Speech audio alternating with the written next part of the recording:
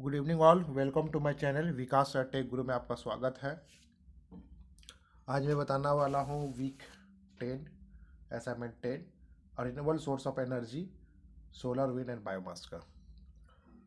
तो जो नए हैं प्लीज़ सब्सक्राइब माय चैनल।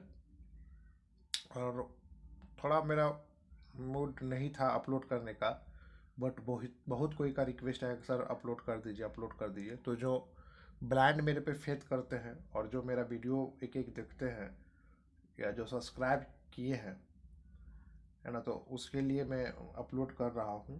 और क्योंकि थोड़ा दुख हो जाता है कि इतना मेहनत करने के बाद भी सब्सक्रिप्शन है नहीं। क्योंकि 500 व्यू, 1000 व्यू, 700 व्यू, 800 व्यू जाती है, लेकिन सब्सक्राइब नहीं करते। तो प्लीज़ सब्सक्राइब कीजिए चैनल को, है ना। अगर सब्सक्राइब कीजिएगा तब मेरे को भी मन लगता है कि अपलोड करूँ। क्योंकि व्यू तो जाती है ना, लेकिन सब्सक्रिप्शन वैसा होता नहीं है ना। तो प्लीज़ सब्सक्राइब माई चैनल, है ना। तो अच्छा लगता है अपलोड करने में, किसी को भी अच्छा लगेगा अपलोड करने में, है ना। तो identify the correct statement from the following. Which one is the correct statement, है ना। Biomass has higher hydrocarbon ratio than coal, yes it is correct, ये सही है। दूसरा, in gasify the CO and H2 is reduce to carbon monoxide and hydrogen by the charcoal, yes ये भी सही है। The calorific value of producer gas is lower than the biogas, हाँ यह तीनों सही है। तो इसका आंसर क्या होना चाहिए? इसका आंसर होना चाहिए ऑल ऑफ दिस। इसका आंसर क्या होना चाहिए? ऑल ऑफ दिस, है ना। ये भी सही है, ये भी सही है, ये भी सही है, ये भी सही है। तो इसका आंसर क्या होना चाहिए? All of this. इसका आंसर क्या होना चाहिए? All of this. ठीक है। Identify the correct statement from the following, all of this. Biomass का जो है हाइड्रोकार्बन रेशियो ज़्यादा होती है और CO2 एंड H2 को रिड्यूस करके CO and H2 bye the charcoal करते हैं। The calorific value producer gas is lower than the biogas, ये सब सही है ना। तो आप लोग इसको अगर देखना चाहें तो आप लोग देख भी सकते हैं, ठीक है ना। तो हम लोग का यहाँ पर आप लोग देख सकते हैं, है ना। ये रिड्यूस कर देते हैं हम लोग का, ठीक है। यहाँ आप लोग देखिए, यहाँ देखिए, इसको रिड्यूस करते हैं, रिड्यूस करके, है ना, कार्बन मोनोऑक्साइड और H2 में हम लोग कन्वर्ट करते हैं, देखिए, है ना। CO2 एंड H2 को, CO2 एंड H2 को हम लोग रिड्यूस करके, है ना, कार्बन मोनोऑक्साइड और इसमें लाते हैं H2 में, ठीक है। और और दूसरा जो हम लोग अभी देखे थे क्या, उसका कैलोरीफिक वैल्यू ये सब, है ना। तो वो भी आप लोग देख सकते हैं, ठीक है। तो अगर हम लोग देखते हैं तो ये देखिए, इसका जो है एक्चुअली क्या होता है कि देखिए, इसका जो है कैलोरीफिक वैल्यू ज़्यादा होता है और गैसिफिकेशंस का जो है कैलोरीफिक वैल्यू कम होती है, ठीक है। एनोरेबिक डाइजेशंस जो होती है उसमें हम लोग दे सकते हैं कि कैलोरीफिक वैल्यू इसका ज़्यादा है, ठीक है। तो क्वेश्चन हम लोग को क्या था, क्वेश्चन क्या था कि in gasifier the CO and H2 is reduce to CO, ये ठीक है। बायोमास जो है उसका बायोमास हाइड्रोकार्बन रेशियो ज़्यादा है। The calorific value producer gas, जो producer gas is lower than biogas, है ना। बायोगैस का जो होता है वो लोअर देन होता है, ठीक है। तो हाइड्रोकार्बन का रेशियो हम लोग यहाँ पर देख सकते हैं, ये इस जगह पे भी आप लोग देख सकते हैं, इसको क्लियर हो जाएगा। देखिए, ये क्या है, हम लोग का हाइड्रोकार्बन रेशियो है, ये हाइड्रोकार्बन रेशियो है। और देखिए बायोमास का ज़्यादा है, ठीक है, इन कंपेरिजन टू अदर। हम लोग का बायोमास का ज़्यादा है इन कंपेरिजन टू कोल से रिलेटेड हम लोग का ज़्यादा है, ठीक है। तो इसमें कोई दिक्कत नहीं होना चाहिए,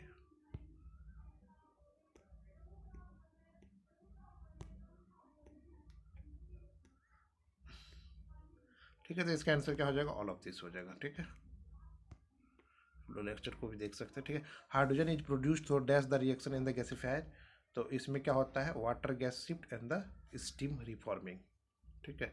water gas shift and steam reforming से हम लोग का हाइड्रोजन बनता है, ठीक है। इसका आंसर क्या हो जाएगा? Water gas shift and steam reforming. देखिए, यहाँ पर हम लोग स्टीम रिफॉर्मिंग रिएक्शन हम लोग देख सकते हैं। तो इसमें कैसे आप लोग का ये जो है, इसमें कैसे हम लोग का हाइड्रोजन बन रही है, ठीक है, कैसे हम लोग का हाइड्रोजन बन रही है स्टीम रिफॉर्मिंग रिएक्शंस में हम लोग देख सकते हैं इसको, ठीक है।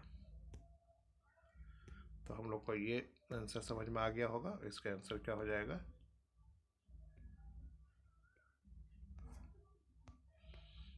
ये water gas shift and steam reforming, ठीक है।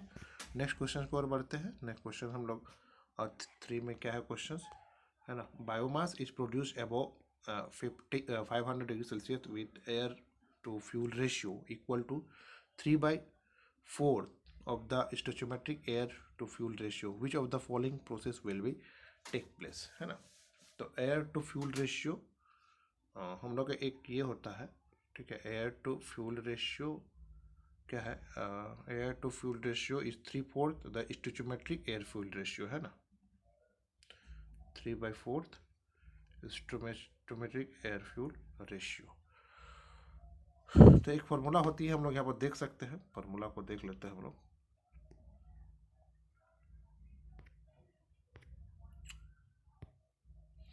फार्मूला को हम लोग देखते हैं, यहाँ पर है ना, ये एक फार्मूला होती है, ठीक है। 3/4 हम लोग का दिया हुआ था।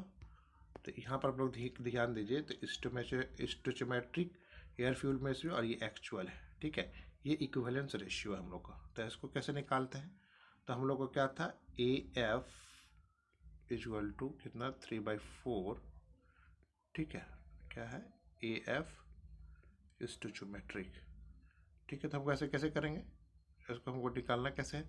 तो अगर हम लोग इक्विवेलेंस रेशियो निकालेंगे तो ये क्या हो जाएगा, 4/3 इधर हो जाएगा, है ना, ये आपका क्या हो जाएगा, स्टोइचोमेट्रिक बाय एक्चुअल हो जाएगा, स्टोइचोमेट्रिक बाय एक्चुअल हो जाएगा, ठीक है। तो 3/4 ये 4/3 है ना, 3/5 तो इधर जाएगा, तो हम लोग का क्या हो जाएगा 4/3। तो 4/3 जब भी आएगा तो 4/3 करेंगे तो 1 पॉइंट समथिंग आएगा, जो भी आएगा 1 पॉइंट समथिंग आएगा। मतलब इसका मतलब क्या है, एक हम लोग यहाँ पर चीज़ है, देख लेना है कि 1 से ज़्यादा आ रहा है ना, तो 1 से ज़्यादा आ रही है तो हम लोग को क्या समझना है, यहाँ पर हम लोग देख सकते हैं कि इक्विवेलेंस रेशियो जो ये रेशियो जो निकल रहा है, क्योंकि उसमें क्वेश्चन में क्या दिया हुआ था, हम लोग को जो भी रेशियो इक्विवेलेंस रेशियो निकल रही है तो वो कितना लिख रहा है, 1 पॉइंट समथिंग निकल रहा है, क्योंकि 4/3 है ना, 4 बड़ा है, डिवाइड करेंगे तो 1 से ज़्यादा हो जाएगा। तो इक्विवेलेंस रेशियो अगर 0.2 to 4.4 है तो वो क्या है, इफेक्टिव गैसिफिकेशन होती है। अगर मान लीजिए कि 0.2 से कम होता है तो उसको हम लोग क्या बोलते हैं, पायरोलिसिस कहते हैं, ठीक है। उसको हम लोग क्या बोलते हैं, इस प्रोसेस को इफेक्टिव क्या, उसको प्रोसेस को क्या बोलते हैं हम लोग, पायरोलिसिस, है ना। इनकम्प्लीट का गैसिफिकेशन होता है, उसको क्या बोलते हैं हम लोग, पायरोलिसिस प्रीडोमिनेंट करता है। और अगर हम लोग का 0.4 से ज़्यादा हो गया तो हम लोग का इसमें क्या था, 1 पॉइंट समथिंग आ रहा था, 0.4 से अगर ज़्यादा हो गया तो उसको हम लोग क्या बोलते हैं, कंबसन प्रीडोमिनेंट हो जाता है। तो उसका क्या हो जाएगा, कंबशंस हो जाएगा। उसका आंसर क्या हो जाएगा हम लोग का, कंबशंस हो जाएगी, ठीक है। किसी को कोई दिक्कत, किसी को कोई दिक्कत नहीं होना चाहिए। तो 3 का हम लोग का जो आंसर हो जाएगा वो क्या हो जाएगा, ये कंबशंस हो जाएगी, ठीक है। नेक्स्ट 4 की ओर बढ़ते हैं। Question number 4, question number 4, which of the following gasifier results in poor quality of gas due to the low CO2 reductions, है ना। तो एक्चुअली क्या होता है, इसका आंसर क्या हो जाएगा हम लोग का, इसका आंसर हो जाएगा हम लोग का क्रॉस ड्राफ्ट हो जाएगा। क्रॉस ड्राफ्ट गैसिफायर क्यों हो जाता है कि एक तरफ से इनलेट होता है और दूसरा तरफ से, मतलब इस तरह से कुछ इसका फिगर बना हुआ रहता है, एक तरफ से इनलेट होता है और तुरंत दूसरी तरफ से हम लोग का निकल जाता है। लेकिन दूसरा केस में क्या होता है कि या तो हम लोग को बाहर से, मतलब ऊपर में एग्जॉस्ट रहता था तो उसको कुछ टाइम मिल जाता है कुछ क्लीन करने के लिए, है ना। तो उसमें अगर हम लोग डाउन ड्राफ्ट गैसिफायर या अप ड्राफ्ट, है ना, डाउन ड्राफ्ट गैसिफायर या अप ड्राफ्ट गैसिफायर, दोनों चीज़ को अगर देखते हैं तो इसका जो मैंने एग्जिट होता है वो ऊपर की ओर होता है। बट क्रॉस ड्राफ्ट गैसिफायर में हम लोग को क्या होता है, मतलब कि एक साइड इनलेट कर रहा है तो दूसरे साइड हम लोग का गैस का एग्जॉस्ट हो रहा है, तो क्या बहुत कम समय मिल पाता है। इसलिए इसमें क्या होता है, लो क्वालिटी हम लोग का गैस का प्रोड्यूस होता है, poor quality of gas due to the low CO2 reduction, है ना। पुअर क्वालिटी हम लोग का गैस का ये होता है। तो इसका आंसर क्या हो जाएगा, हम लोग का क्रॉस ड्राफ्ट। इसका आंसर क्या हो जाएगा हम लोग का क्रॉस ड्राफ्ट, ठीक है, क्रॉस ड्राफ्ट हम लोग का आंसर हो जाएगा, ठीक है। नेक्स्ट क्या, identify incorrect statement from the following, ठीक है। The primary goal of the slow pyrolysis to produce the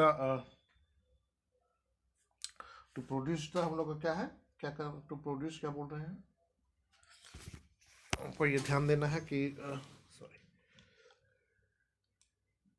इसमें हम लोग को क्या बोल रहा है, identify incorrect statement from the following, है ना। तो इसमें हम लोग को क्या जाना, हाइड्रोलिसिस टेक प्लेस एट, ये वाला इसका आंसर होगा, आंसर हम लोग का ये हो जाएगा, है ना, इनकरेक्ट। बाद बाकी सब सही है। The primary goal of incorrect बोल रहा है, तो इनकरेक्ट क्या, hydrolysis take place at the high temperature and high pressure in water medium to produce, है ना, टू प्रोड्यूस, ये हाई ऑक्सीजन नहीं प्रोड्यूस करता है, इसमें क्या होता है, रिड्यूस ऑक्सीजन कंटेंट्स होता है, ठीक है। तो इसका यही इनकरेक्ट है, यही इनकरेक्ट है, 5वां नंबर। छठा क्वेश्चन में देते हैं, the quality and the yield of bio can be improved, कैसे इम्प्रूव कर सकते हैं हम लोग, तो इसका इम्प्रूव हम लोग कैसे कैसे कर सकते हैं, wearing with the type of the biomass catalyst and को सॉल्वेंट्स इन HTL, इससे हम लोग को इम्प्रूव किया जा सकता है। ये लेक्चर में क्लियर दिया हुआ है, आप लोग देख सकते हैं, मैं दिखा देता हूँ थोड़ा, ठीक है।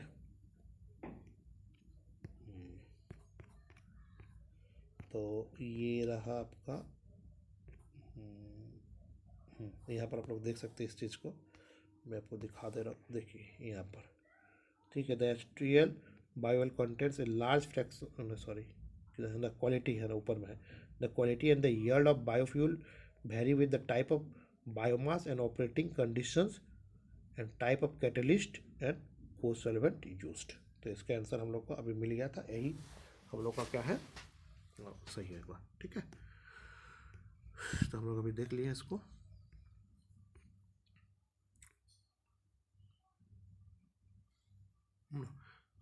छठवा का हम लोग को क्या हो जाएगा, छठवा का हम लोग को क्या हो जाएगा, ये ध्यान में रखना है, ये हो जाएगा, ठीक है, छठा का ये हो जाएगा हम लोग का।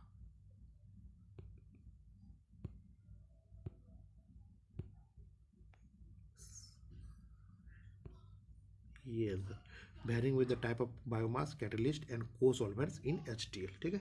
छठा क्लियर हो गया। नेक्स्ट हम लोग को सातवां में आते हैं। सातवां क्वेश्चन में क्या है देखते हैं।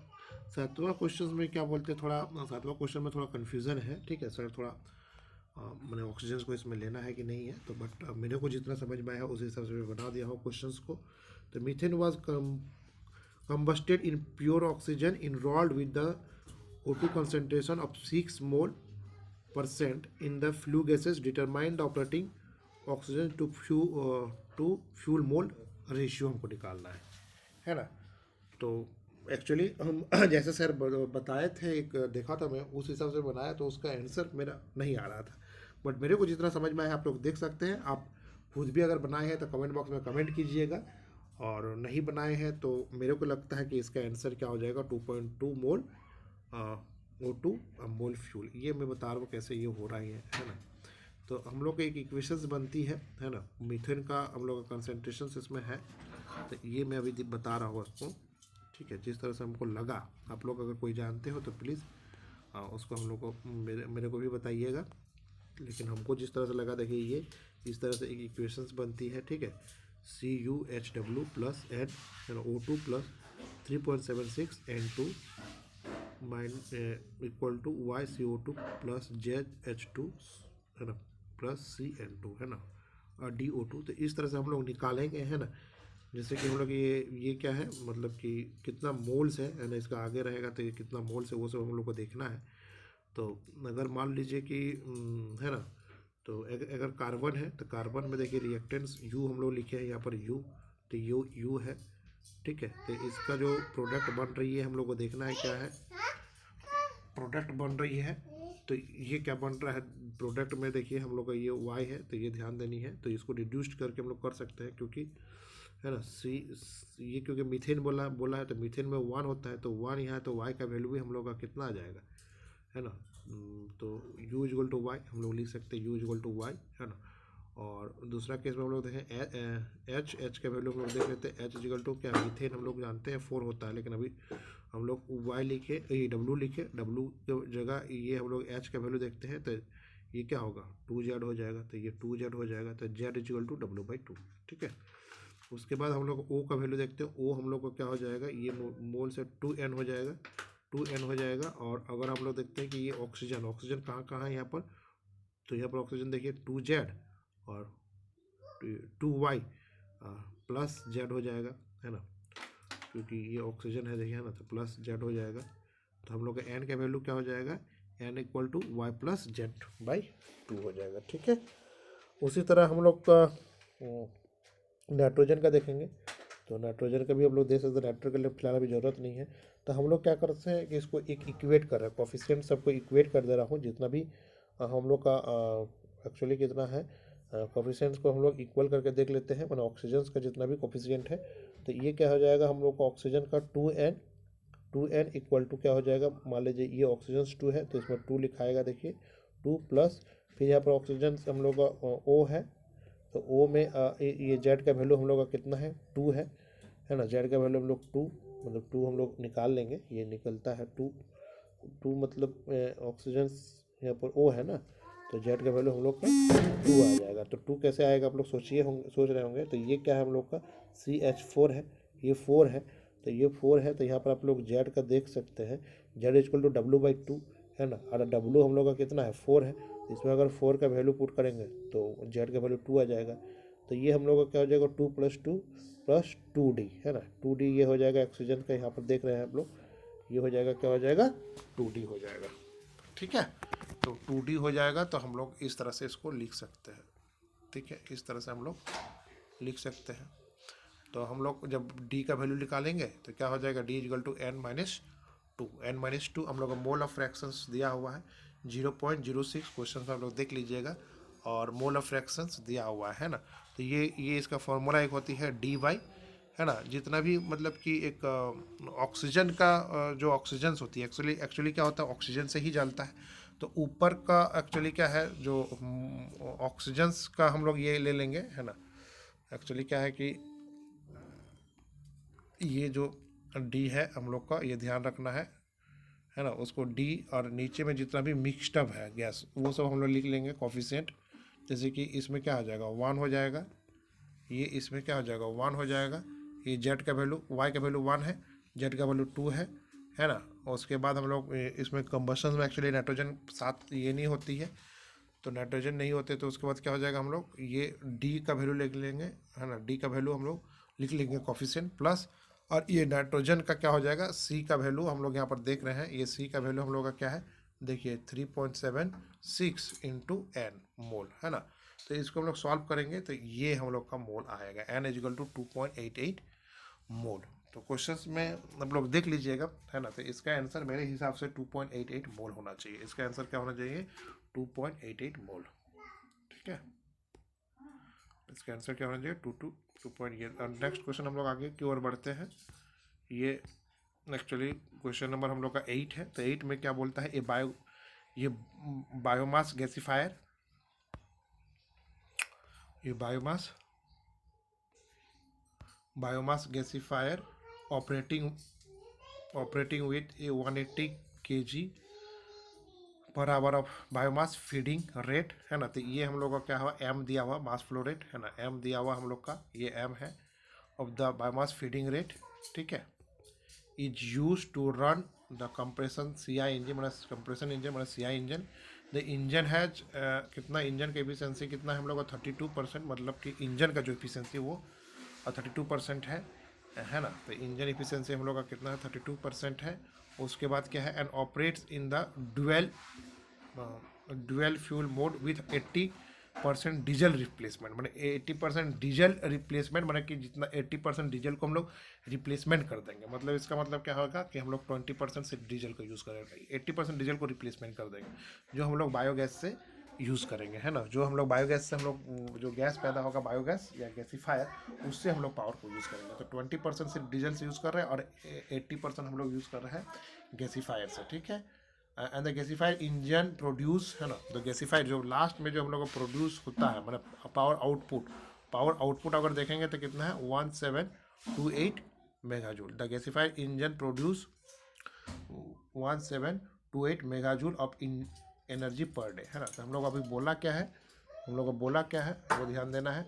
Calculate the gasifier effect efficiency, हम लोग का गैसीफायर का इफिशियंसी निकालना है if the calorific value of the biomass is 16 mega joule पर केजी।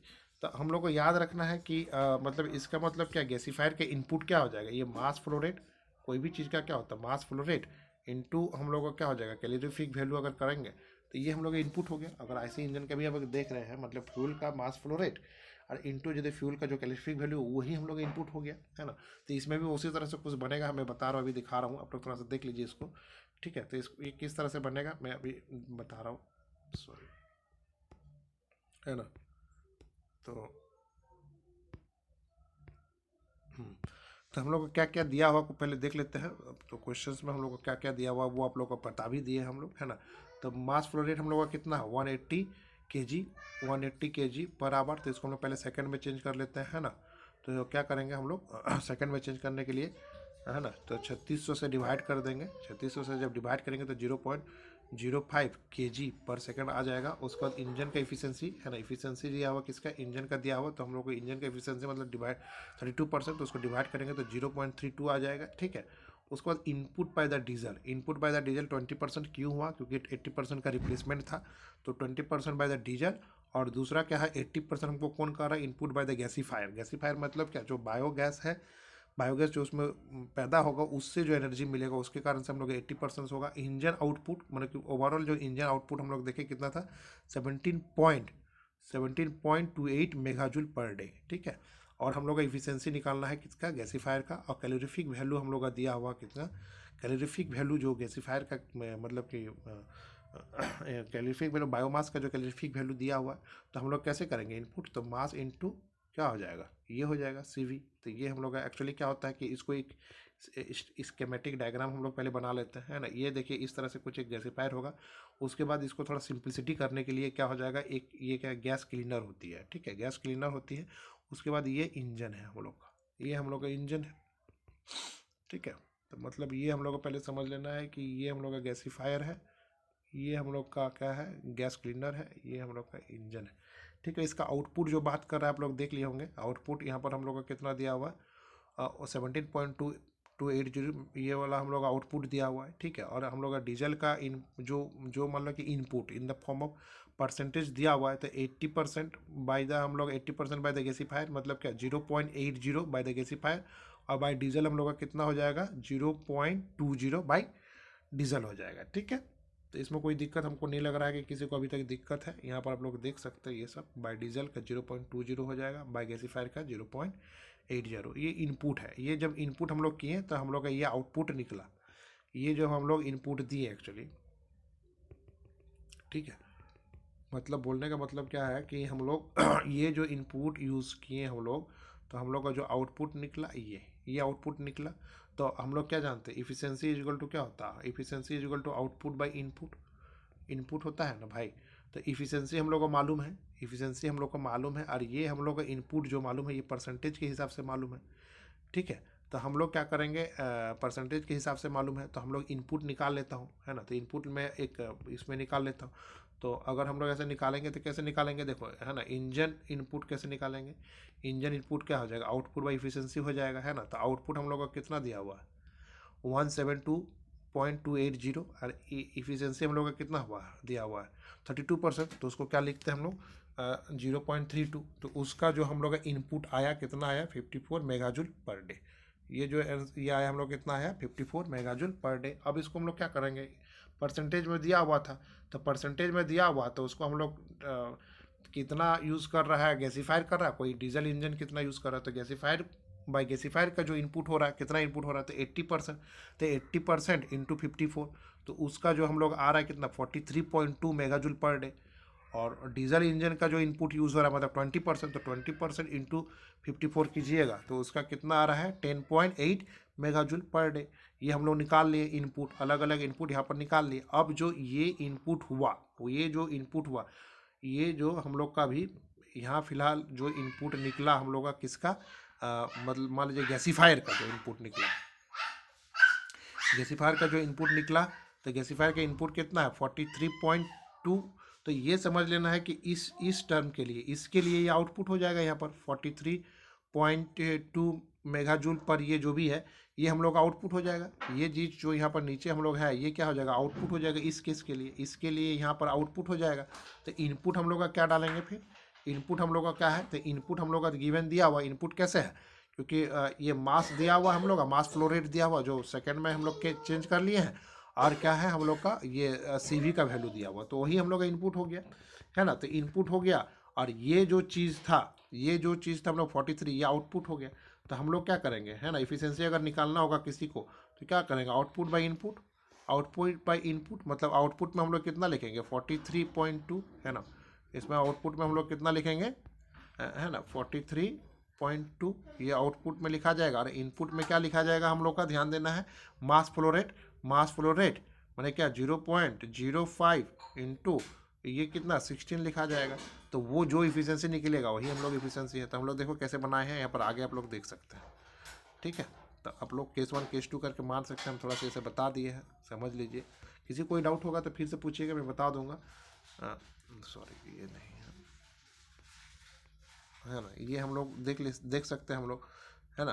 तो मैंने एक केस मान लिया हो, कुछ नहीं है ना, केस के गैसिफाइड इनपुट ऑफ केस 2, मतलब कि जो इंजन है उसको केस 2 मान लिए, इक्वल टू क्या हो जाएगा गैसिफाइड आउटपुट ऑफ द केस 1, ठीक है। तो हम लोग का देखिए वही चीज़ है MCV into output by efficiency है ना। तो इफिशियंसी ऑफ द गैसिफायर क्या हो जाएगा, ये देखिए आउटपुट हम लोग ले लिया 43.2, और इसको ये किए तो इसका जो आंसर आ रहा है क्या 54% आ रहा था। इसमें हम लोग के ऑप्शन पे देखिएगा 54.2 आ रहा है ना। तो उसका क्या होना चाहिए 54.2, इसका आंसर क्या होना चाहिए 54. इसका आंसर क्या होना चाहिए,